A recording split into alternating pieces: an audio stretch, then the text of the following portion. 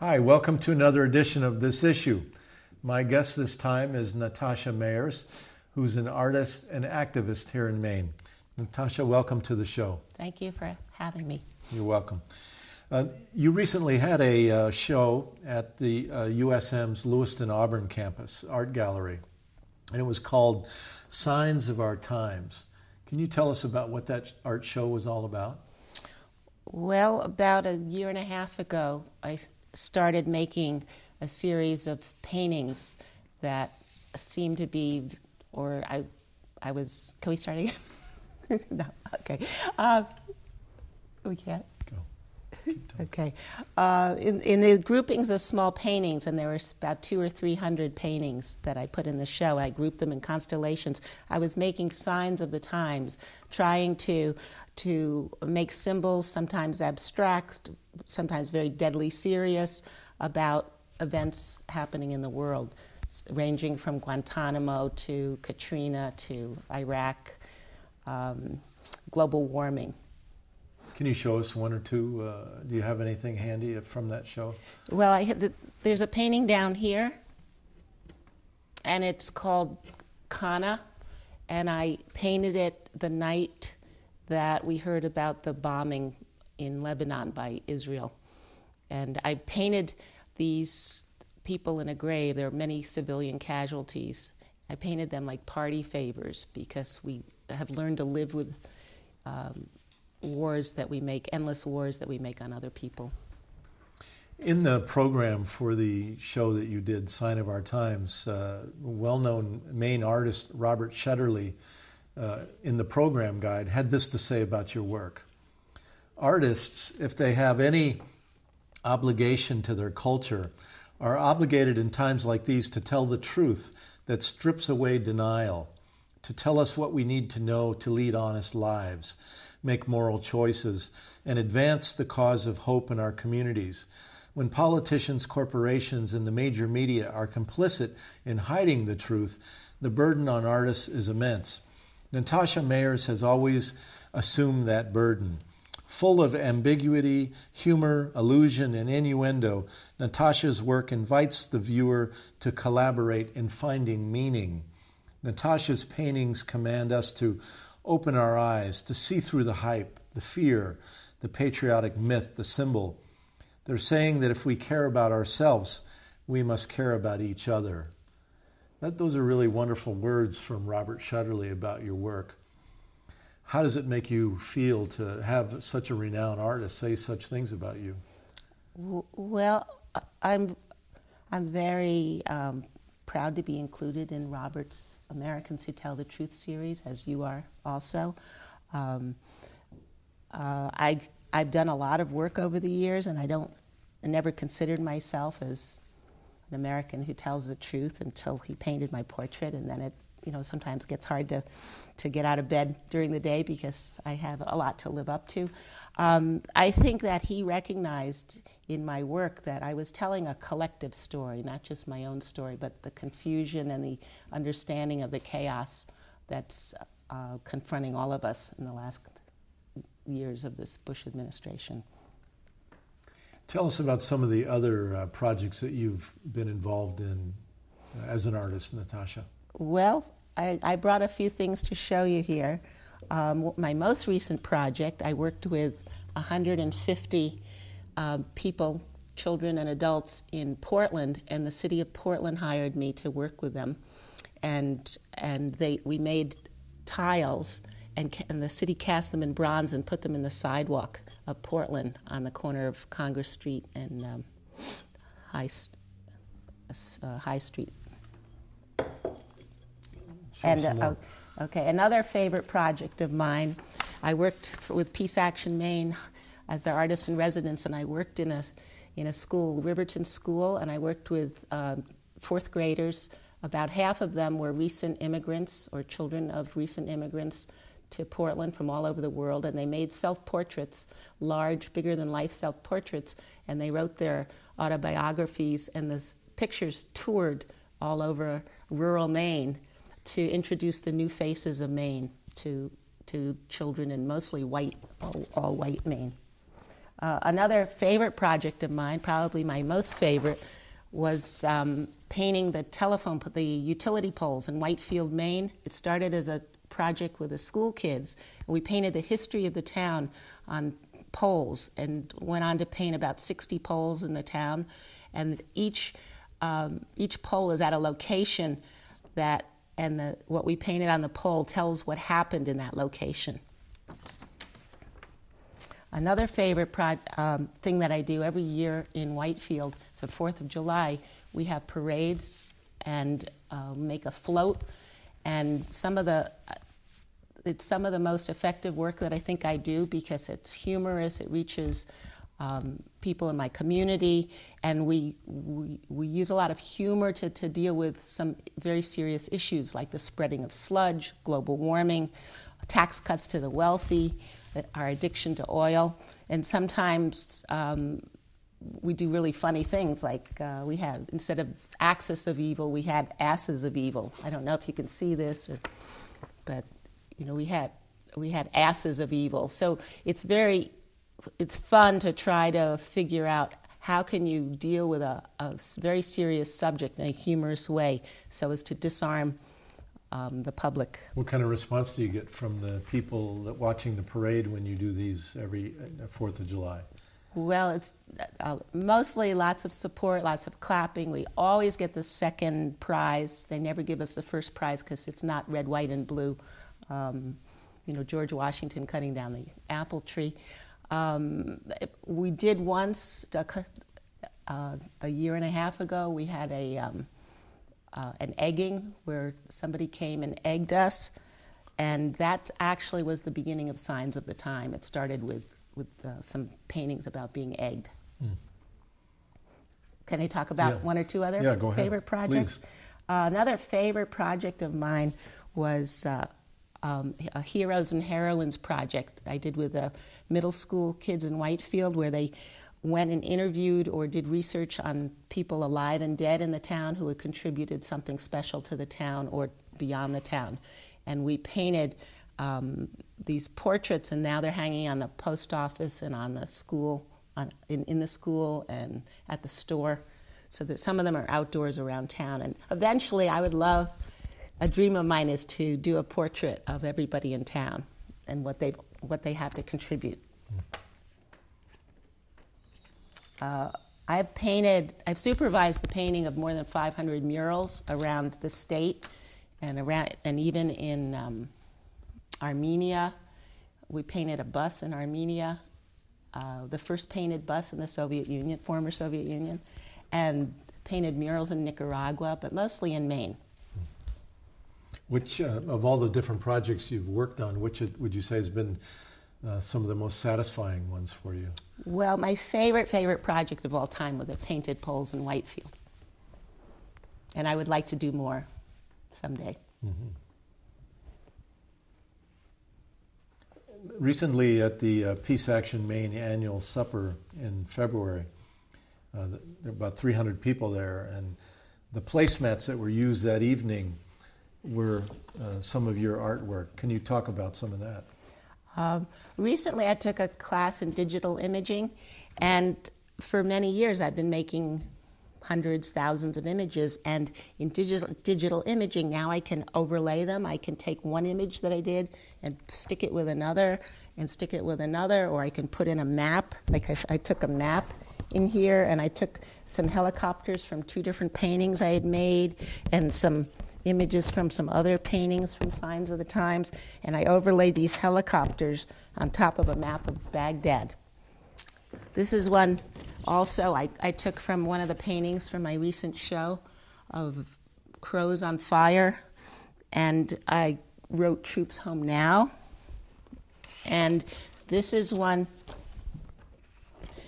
that I took a photograph from a movie of torture instruments, and I put it on a flag, and I wrote, "Torture is not an American value," over and over again. I wrote that. So I used these for ideas for placemats for peace action. Can I talk about War Flowers? Yes, please. Okay. Bruce and Global Network and Peace Action Maine and the Union of Maine Visual Artists came together, I think almost 2 years ago, and talked about how do we get artists involved to generate a discussion statewide of how we can switch from a war economy based on the military and on arms production to a sustainable economy. So we put the challenge out to artists around the state to what could they do to transform war and weapons into something else. And so I brought a few images. Well, let's talk about the show for a minute, though. It went, there were about 70 artists that responded? Well, there were about 70 artists who responded, and I think we whittled it down to 44 artists whose work we showed. Okay, and it toured to 11 different places over the course of a year, to places like the College of the Atlantic, and libraries from Camden to Blue Hill to down to Saco, Saco, or near Saco, and all over the state, and even up to Calais, as far as Calais. What kind of response did you get from people when they saw this War Flowers show? Well, my favorite response was when somebody who was coming to my studio to pick out some pieces for the show down in Boothbay, started laughing and then burst into tears. It was a wonderful response of laughter and tears. We didn't get a lot of press, but we got some very heartfelt responses in the journals that we left at the different locations, and people were very moved. So you want to show us a couple pieces from that? Yes, may I? Yeah. This is some Iraqi... I better start with this one. This is an announcement I made for the show, and what it is a collage of all the administration crooks, and they're in a Afghani jeep with some mujahideen, and they're all, I removed the weapons and put musical instruments in their hands. So we have Cheney over here playing a violin, and Bush is playing a French horn, and try to hold it still. Sorry. Yeah. And some of the generals are playing instruments. So this was the announcement for the show. And this was a piece that I made for the show. It's called Iraqi Camouflage, and it's a fabric book, upholstery fabric book, with about 30 different designs in here. And what it is I was painting in response to the siege in Fallujah in 2004, and I wanted to use real images of the war to create camouflage, whose patterns are usually used to conceal rather than reveal the truth. But I wanted to use images, war images, and images of blasts and deaths and bodies, and I wanted to tell the truth with it. I wanted at the same time to make this a very ironic statement of how we have learned to live every day with war in the comfort of our homes. So this is like a fashion statement that hopefully makes us think how wars are sold and marketed and how comfortable we are making endless war. Now, some of the pattern names that I put on the back of these, so it's like a real pattern book, I call them War Flowers, Regime Change, The Tower of Babel, Liberation, Crusade, Untidy Freedom. And then I also have colors for each one. Like this one is called Euphrates Moon. Some of the colors are Shock and Awe, Shell Shock, Caravan Cream, Razzle Dazzle. So that was a piece that I made for this show. So in doing things like this, you're trying to essentially get people to come alive emotionally? Is you trying to shock them, or what is your goal as you do something like this? Because you're saying that people are becoming used to the idea that we're in endless war. So what is your goal as an artist in that moment when you're creating some of these images? Oh, thanks for that question. That's a good question, and it'd probably take me a while to figure out a good answer. I'm trying to find an image that will speak to you, that expresses both my personal response to something and universal feelings that maybe you will have. I'm trying to get under your skin. I'm trying to help connect the dots of how all these different events in the world are connected. I'm trying to capture your attention in doing this, so you'll feel something. Poet Denise Levertov said something about poetry. Poetry articulating the dreads and horrors of our time is necessary in order to make readers understand what's happening, to really understand it, not just to know about it, but to feel it. And I think that's what I'm trying to do. I'm trying to get the viewer to feel my work. Natasha, do you worry that because your artwork is so political and so out there, that it's going to make it difficult for you to make money as an artist? You know, a lot of artists like to do nice landscapes and everything else because it's more profitable, and they maybe don't get into some of this kind of art that you do because it would have an impact on their ability to make money. How do you feel about that? Well, I wish that artists were supported by the state, but that's just a dream. I wish that people who feel strongly about my work would actually want to own it and buy it. But I don't let monetary interests get in the way here. That if I need to make money, I try to do it by teaching or other means. I don't expect my work to support me. And it's liberating. You know, it's very liberating because then I'm free to make whatever art I need to make. You feel like a free person? Yeah, very free. I've heard a lot of different artists in Maine that also do political work say that you are really the leader or the person that has inspired them. People like Robert Shutterly and others who say you have really set the mark for them.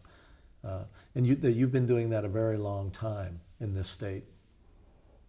Was it ever lonely for you out there? Did you ever feel like you were one of the few that were doing it, or were there always people there to join with you in doing political art? Well, there have always been people to join with me. But there haven't been a lot of organizers. There haven't been a lot of people who have made a call to come and do something together and followed through and made it happen. It's happening more and more now. You see that has been your role more than anything else, to organize other artists? Yes, I've organized a lot of shows over the years on different themes, like a show on homelessness on Congress Street, where we took over, I think, 25 storefronts, shows on the New World Order for the Columbus Quincentennial. I've done a lot of shows with adults with mental illness artwork because I've been working with them for many years. And one of my most important shows that I've ever done was I put half of the art by adults with mental illness and adults from the prison and adults from Spindleworks, and I mixed it in with half the work by professional artists, and I didn't label anything. And all the work was called Inside Outside, and the work was supposed to be very revealing of the artist, of the person. And you couldn't tell who was a professional and who wasn't, because all the work was very, very strong and very revealing. And so what would you like, in the perfect world, what would you like to see other artists doing? Oh, I want them to occupy Tom Allen's office and call for an end to funding. I want them to be out in the streets. I want every nonprofit organization in the country to hire an artist to be their artist in residence. What else do I want? I want artists to come to organize shows so I can be part of their show and not have to be in charge of organizing it. Enough? Well, it's up to you. I'd say. That's enough. Let's talk about Venezuela. You recently, just a month or so ago, went to Venezuela on a trip with Global Exchange, right? Tell us what you saw there and what you learned. A lot of people are, in our government and in our media are criticizing Venezuela and criticizing its president, Hugo Chavez. What was your reaction to Venezuela? Oh, it was an amazing place to visit because it was, it's like a work in progress, and there's so many things happening and so many experiments and so much that's being done for the good of people, so you can actually see stuff. So you can see that there's 2,000 health clinics that have gone in the last couple of years. We went to a lot of cooperatives, and there are 200,000 cooperatives have been set up in the last couple of years. Before Chavez, it was 800. And what kind of cooperatives? Well, we went to visit a sewing cooperative where they make shirts and jackets, mostly that the government buys for uniforms and for school kids and stuff. And then we went to a cooperative where they raised cacao plants because after about 80 years, the cacao plants die off. So they're replenishing the stock of cacao. That's chocolate, comes from that. We went to a cooperative where they're making shoes. And again, it's survival, the cooperative's survival is somehow guaranteed because the government's buying most of what they're making.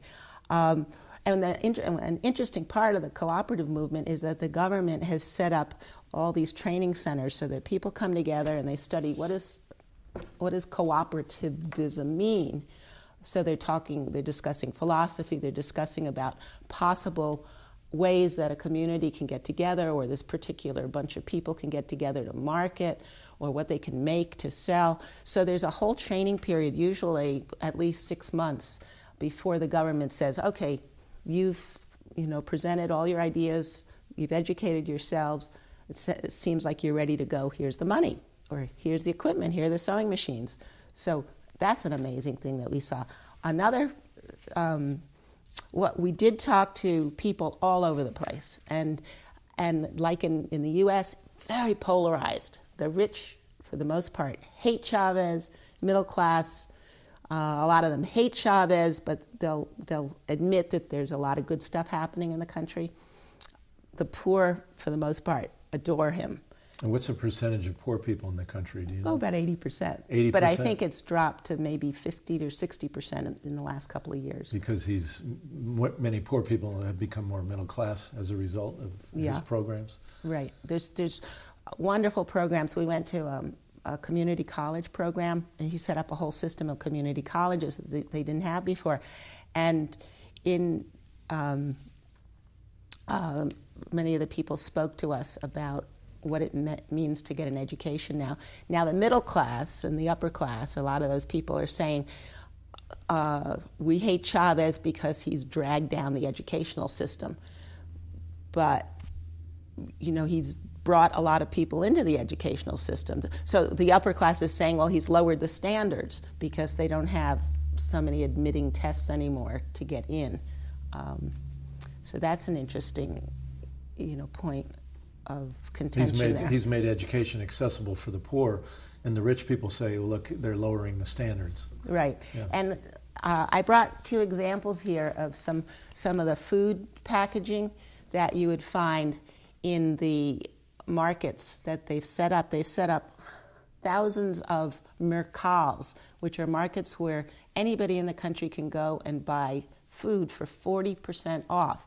And a lot of the packaging has the articles of the Constitution written right on them. And in the front, there's a little cartoony thing about literacy, the literacy programs that have been set up. And on the back are the articles of the Constitution. So people, while they're eating breakfast, while they're cooking, they're learning what their rights are. And we actually, on the streets, we kept running into people who wanted to show us that they had a copy of the Constitution in their back pocket or in their front pocket, and they'd pull it out and they'd read from the Constitution. So they were feeling like they had ownership and knew their rights. What are the things in the Constitution that they're most particularly proud of? Are there any particular aspects of it? Well, one of the things that's totally new in Venezuela is that in the Constitution it guarantees the rights to indigenous people. It's written right into the Constitution that they have full rights. and actually the Afro-Venezuelans are now wanting to have their rights defined and put into the Constitution too. Can I read you just one thing that's on this packaging? Yeah, sure.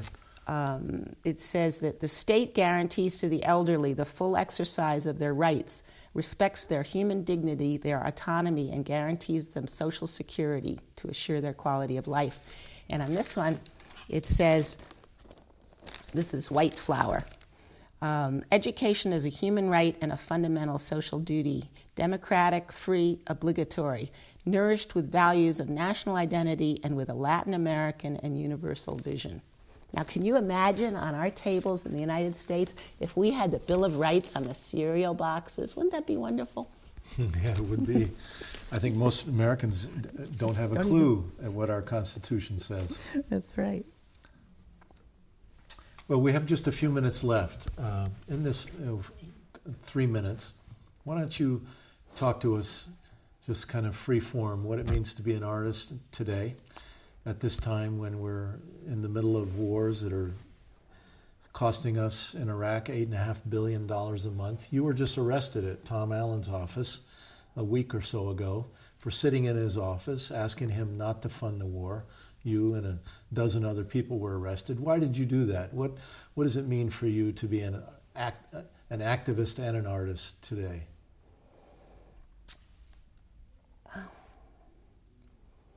Well, I think that it's important to be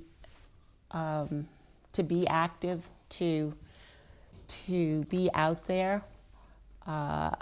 It's never been satisfying for me to just be in my studio, although I need that balance to recharge my batteries, to also be in my studio. I think that I'm always trying very, very hard to